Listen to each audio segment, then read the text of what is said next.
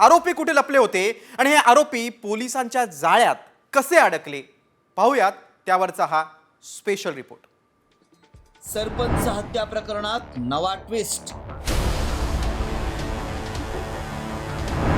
डॉक्टरला इंजेक्शन, पुढे आलं गुजरात कनेक्शन।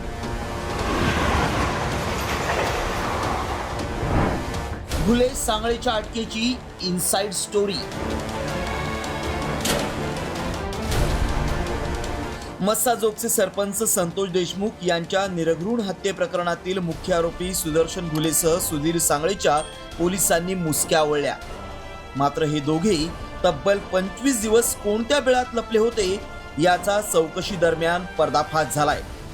यात या आरोपींचं गुजरात कनेक्शन पुढे आलंय। मुख्य आरोपी असलेल्या सांगळे आणि घुले यांच्या अटकेची नेमकी इनसाइड स्टोरी काय पाहूयात। संतोष देशमुखांच्या हत्येनंतर आरोपी गुजरातला पसार झाले। गुजरातमध्ये एका शिवमंदिरात 15 दिवस त्यांनी वास्तव्य केलं। 1 जानेवारीपर्यंत आरोपींकडचे सगळे पैसे संपले। कृष्ण आंधळेला पैसे घेण्यासाठी पुण्यात पाठवण्यात आलं। संपर्क न झाल्यामुळे सुदर्शन घुले, सुधीर सांगळेही मुंबई मार्गे पुण्यात आले। पोलीस चौकशीत डॉक्टर संभाजी वायभासेनं ठाव ठिकाणा सांगितला। सुदर्शन घुले, सुधीर सांगळेला बेड्या ठोकण्यात आल्या। कृष्ण आंधळे मात्र फरार झाला।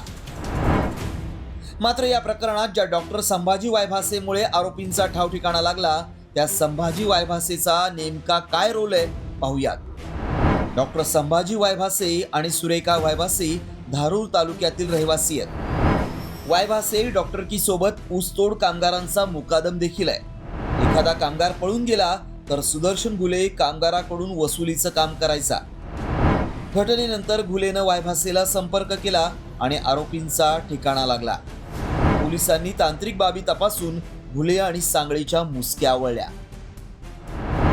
सरपंच संतोष देशमुख यांच्या हत्येत प्रत्यक्ष सहभागी असलेल्या 7 पैकी 6 आरोपींना पोलिसांनी बेड्या ठोकल्या आहेत। तर देशमुख यांचा गाववाला असलेला आणि आरोपींना मदत करणाऱ्या सिद्धार्थ सोनावणेच्याही पोलिसांनी मुसक्या आवळल्या आहेत। तर वाल्मिक कराडलाही खंडणी प्रकरणात 14 दिवसांची CID कोठडी सुनावली आहे। त्यामुळे बसवराज तेली यांच्या अध्यक्षतेखाली सरकारनं स्थापन केलेली SIT 7वा आरोपी कृष्ण आंधळेला कधी जेरबंद करणार आणि संतोष देशमुख यांना न्याय कधी मिळणार याकडेच राज्याचं लक्ष लागलंय। रिपोर्ट साम TV न्यूज।